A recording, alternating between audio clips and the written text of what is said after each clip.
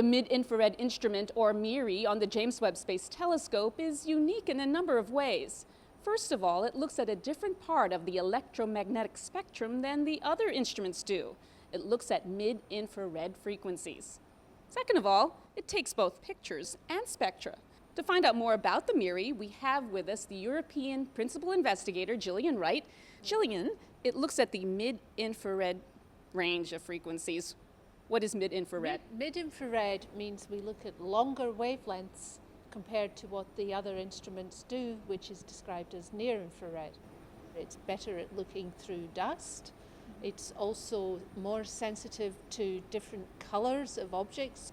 Lots of molecules that might indicate life on other planets. Those molecules make spectra in the mid-infrared. It takes pictures and spectra. Why the two?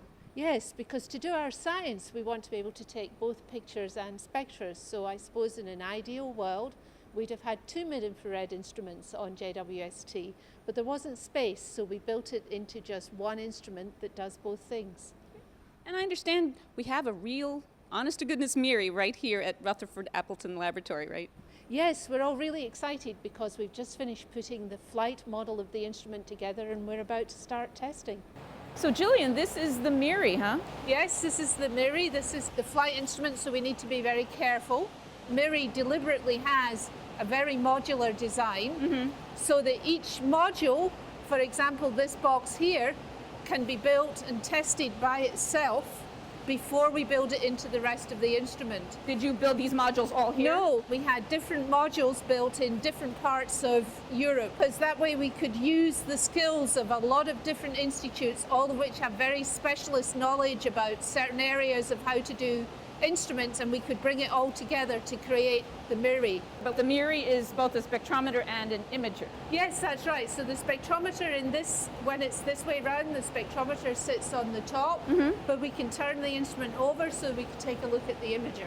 The light would come in here from the telescope and it hits the mirror, which turns it and sends it to the middle of the instrument. Most of the light is then sent to the imager so that we can take pictures with the imager, and a very small fraction of the light is sent to the spectrometer for us to do spectroscopy.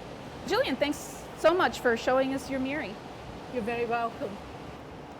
As you can see, the MIRI is basically two instruments in one, and it will be able to do its job because of the help of international partners. Thanks for joining us from another edition of Behind the Web.